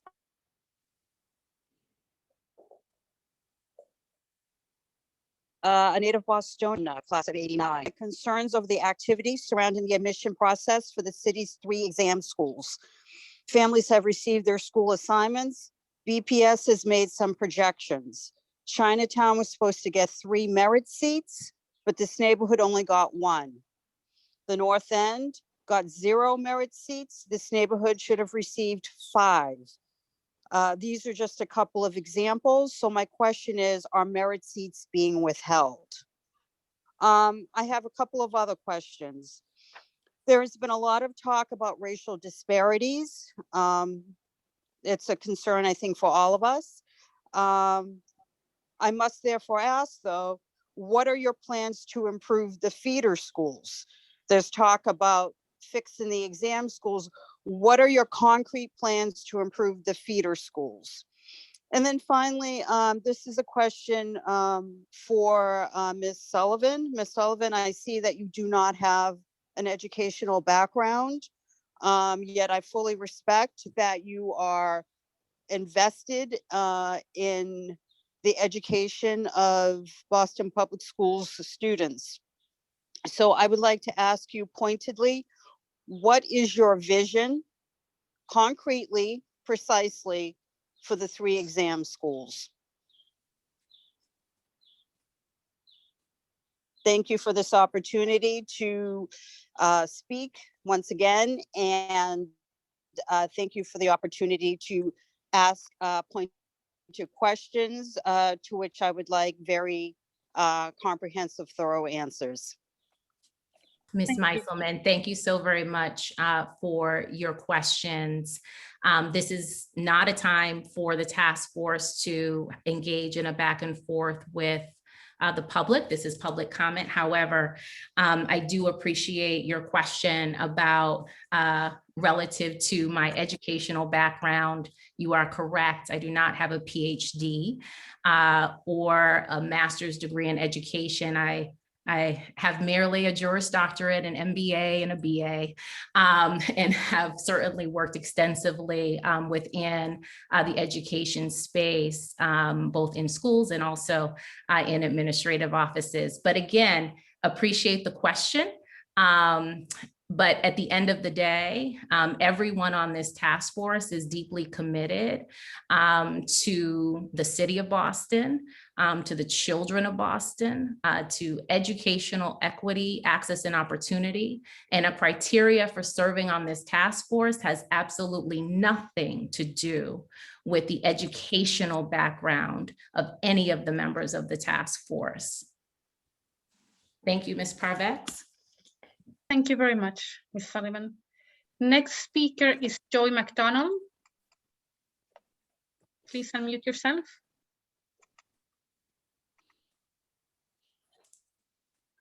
Joy McDonald.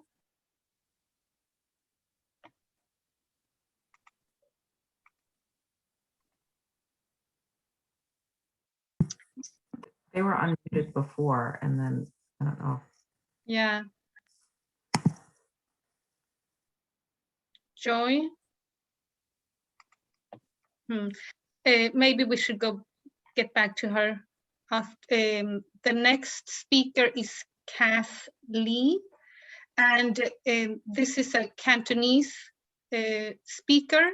So I will turn off the interpretation icon, and interpreters and the public will all be in the main room. Interpreters, please stop interpreting and mute yourself for this part of the testimony. Miss Kathleen, Anna. Kathleen 喺咪度啊 Thank you, Anna. Okay, hello. Kath 你喺咪度啊？你可以發言咯喎。係，你聽唔聽到我講？我聽到你講嘢，係， I can 你好。interpret for you. You can say a few sentences 慢慢地。係，請你發言啦。係，好多謝各位俾機會我喺度發言嘅。Thank you so much for giving me this opportunity to speak to you this evening. 我啱啱聽咗好耐啦，咁我想講兩個方面。一方面咧係嗰個 map 嗰個 map group 嗰個評估啦，同埋另一個咧係 exam school 嘅。Okay, so I've been listening for a long time to your meeting. So there are two areas I want to talk about. The first is the math growth test, and then the second is in an exam, the exam school test. Okay, 繼續。咁咧，我覺得咧，無論係用 map 啦，定係用其他去評估學生嘅成績，都係冇乜問題嘅。問題係咧，喺我哋 Boston 地區咧，佢哋每間學校嘅課程係唔統一嘅。You know, in my opinion, I don't think it doesn't matter what if you use the math growth test to determine how you're going to evaluate. But the problem I think is because each school the curriculum is so different. They're not the same. 繼續。甚至咧，有啲學校咧係一間學校佢都有唔同嘅教學內容，例如一間學校入邊佢可能有 AWC 嘅課程啦，同埋basic education 嘅課程。You know, even within a school, they have different teaching plan.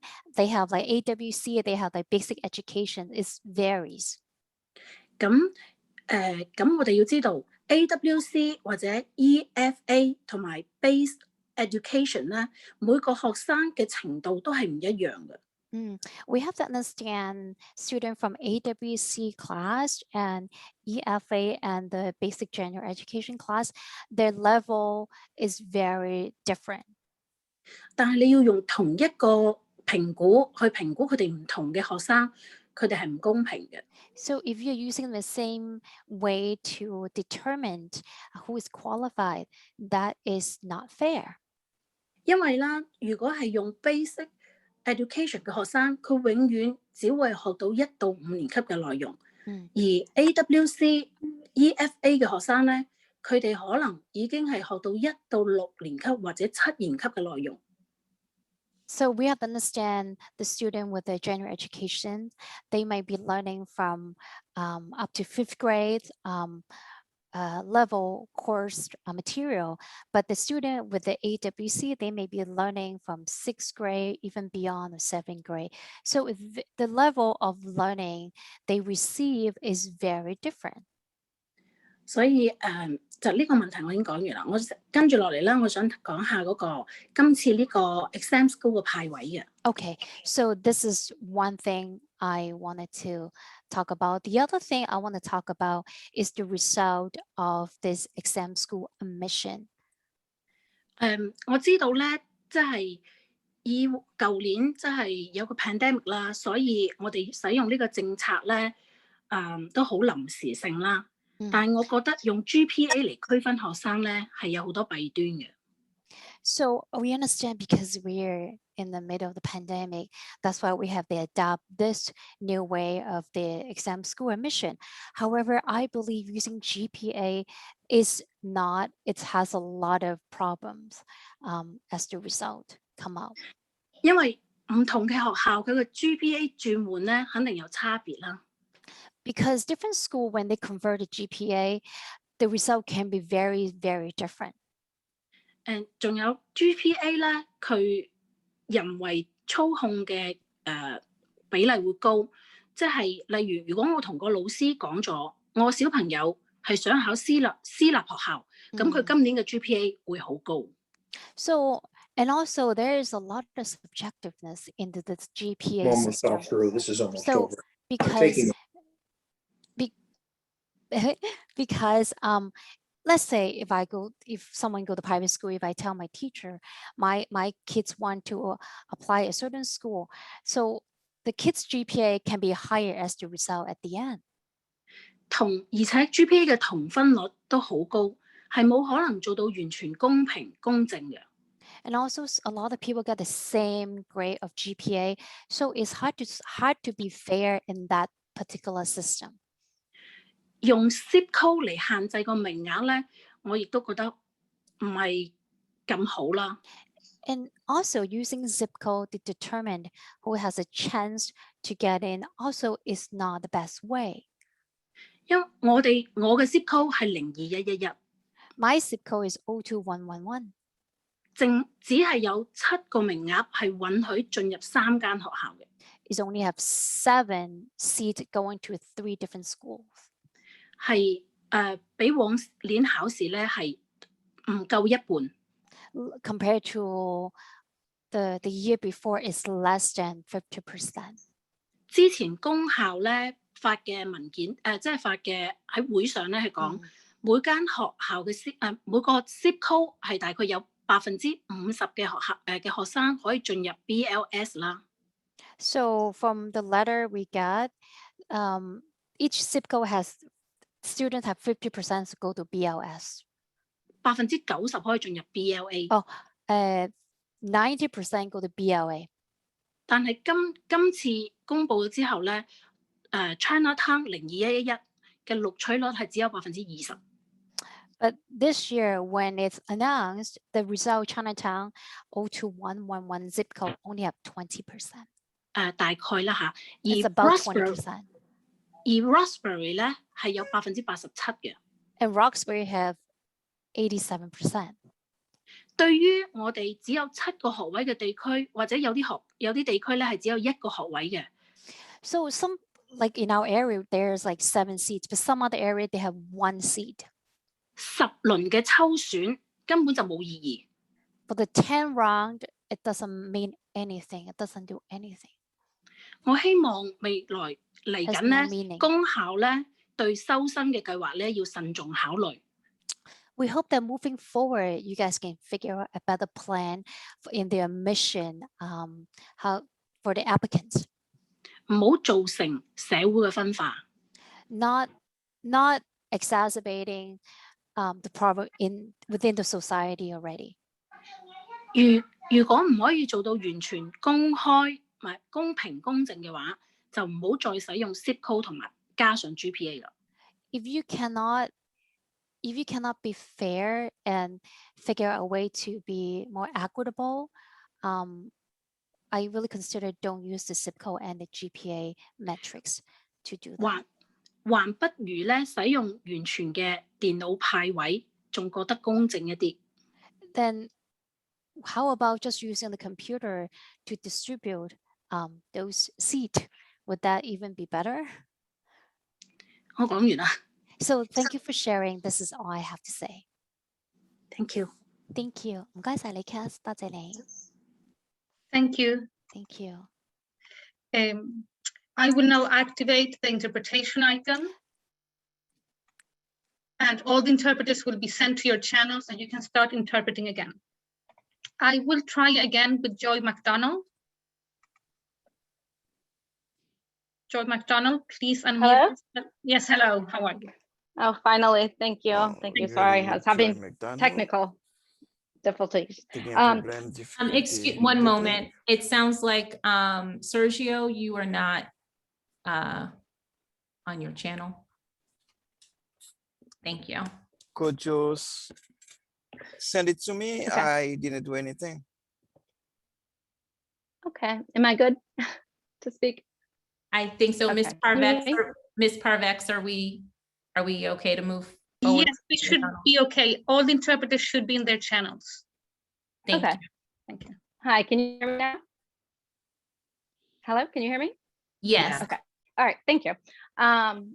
So we live in 02109 and our zip code has been impacted greatly by this new zip code policy. A couple things, a lot of parents are not sure if these letters that went out last Wednesday are it. Is this it? Are these letters, are there more letters going out? Are there more seats reserved? Parents are really confused. The wording of the letter was definitely confusing. So parents don't know whether they need to move on and find another school for their kids or should they continue to wait for BPS for another letter? Are there more rounds coming? Like, we just don't know what's going on here. So that's one thing. Another issue is the wait list, that there's no wait list.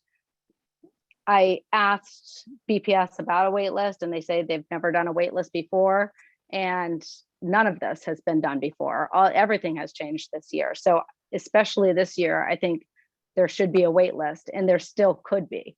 It's just, one more thing to do. I'm sure nobody wants an extra thing to do, but these seats are so valuable to families. And a lot of people aren't able to take their seats now because they've already made other plans. I mean, some have moved, some have put down deposits for private schools, and some have moved on with other schools. So there 100% should be a wait list this year. There's no reason that I'm aware of that there is not one. So, I guess I had one other thing to say. Well, yeah, just based on like what the last person said as well, in our zip code, there is a 14% acceptance rate. And then in other zip codes, there's almost a 90% acceptance rate. Like, I just, I understand we're trying to move towards a more fair plan, but that just doesn't sound fair to these students. These are students that have been working hard for their goals for years and years. For everything to change on them, and for some zip codes to only have one student, it just doesn't seem right when other zip codes have 80, 90 students. That's all I have to say. If you could answer my questions, that would be appreciated. I really don't like these public comments because I feel like parents are just talking into a wind tunnel right now and we don't get our answers. So, I mean, especially if you could answer if these letters are it, or parents should make other plans. If you could answer that, that would be great. Thanks. Thank you. Is that the end of public comment, Ms. Parvex? Yes, that concludes our speakers for tonight. Great, thank you so very much. With respect to, I just want to remind folks that this task force has a specific charge with respect to making a recommendation to the school committee for the exam school admissions process. That is the charge and focus of this particular task force. We are not operational in nature. That said, I do know that there are members of the BPS central office who are in this meeting. And so we can surely make a request that BPS central office presents to the school committee information about the operational aspects of the most recent admissions process. And so please, for those who are on the line, Ms. Roberts, Ms. Hogan, if you could take that back as a request from this task force, that BPS does make a formal presentation to the school committee on the admissions process. Secondly, what certainly is within scope for this committee looking forward to Friday, I want to make sure the task force knows that Mr. Contompassis and I have requested that this task force receive information about really the offers of admission that were extended to students, so that we can better understand really the impact of the interim policy on students across the city. To date, we have received none of that information. And at least, to our knowledge, that is, information that is not available at this time. So we are hopeful that any information about, again, kind of the distribution of the applications of the offers, the admissions offers, will be ready by Friday and will be part of our meeting on Friday. But I want to be clear that, again, that is not information that is available today. Ms. Sullivan, could I just add, as a school leader, I have had many of those exact same questions that just came from our last speaker. So I'm guessing there's a lot of people asking those similar questions. So I just wanted to echo that. And Mr. Contompassis and I are well aware of that, which is why we have already asked that, again, once that information is available, that it be presented to this task force. And it is our hope that it will be available for our Friday meeting. I want to, again, just emphasize that there is no data available to speak to the distribution of admissions offers. There can be speculation, but the reports have not been shared, generated. They are not available at this time. We are hopeful that they will be available for our Friday meeting, and Mr. Contompassis and I have requested that that be part of our meeting. Ms. Garrett. Thank you, Ms. Sullivan. Completely understand that we're awaiting the full report. It wouldn't be appropriate to discuss that.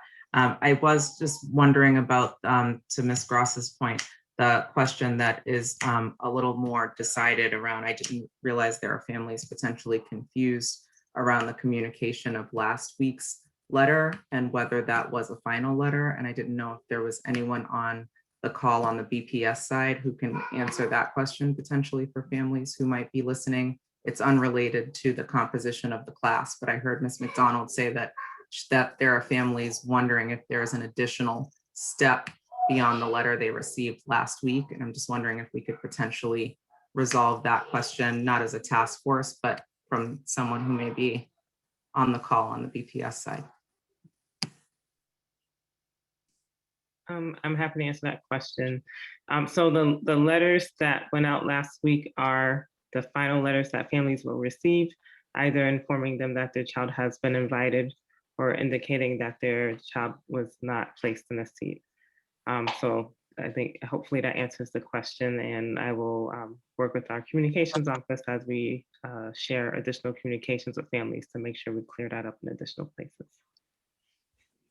Mr. Contenpasis? I would just like to ask, is it possible, Ms. Roberts, that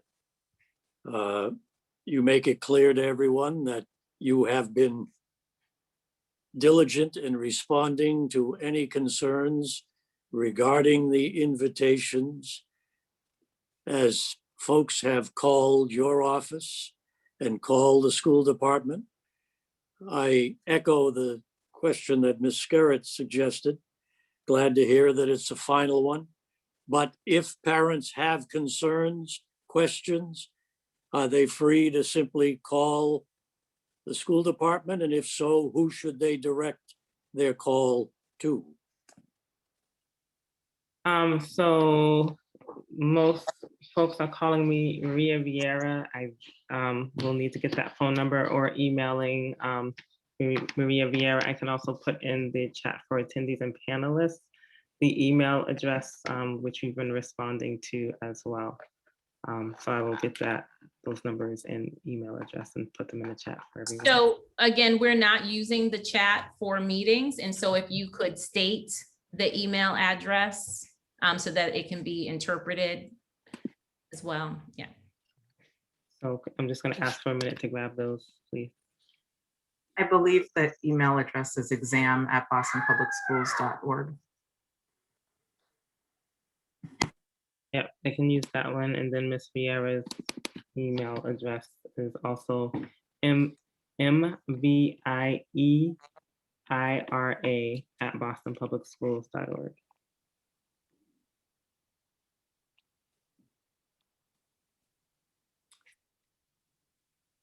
And I'm sure that the school heads have received a copy of the letter that went out to the invitees. I don't know whether any member of the task force would like to see a blank copy of that letter, but if so, I don't see any reason why we couldn't get it, but. So again, Mr. Contenpasis, I appreciate the question. But again, I just want to, for the record, be clear on the scope of this particular task force.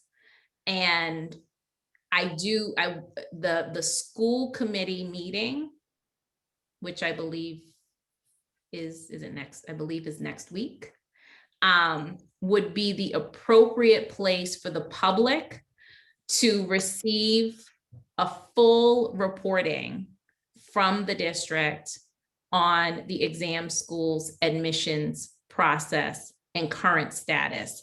I say that because there are some, one, because again, scope and purpose of this task force, but two, because this task force meeting is not inclusive of the entire BPS community. And I want to make sure that we're sharing, that if BPS is sharing information on this topic, the entire BPS community has an opportunity to receive the information, and the school committee, which is responsible for the policy, has the opportunity to ask appropriate questions. I don't disagree with you. I don't think my question had anything to do with that. However, if indeed this task force, which has roughly the month of May to present a draft to the committee, which the expectation is that we will have an opportunity to have this completed by the school committee, the latest at their July meeting. We are working at a disadvantage, which reinforces what you mentioned, Ms. Sullivan. We don't have any idea what the current practice in place resulted in. And so in moving this discussion forward, the asking of additional data or simulations or looking at different aspects of a permanent plan, I think it's essential that this task force has access to what indeed the interim plan created, so that we can at least use it as a way of asking the task force members what additional information do they want to see in terms of our planning for the future. Mr. Contemposis, I did not say anything that conflicts with what you just said. Good. What I was responding to, I want to be clear on this because I was clear in understanding your request and clear in my response. You asked to see a copy of what was sent to families.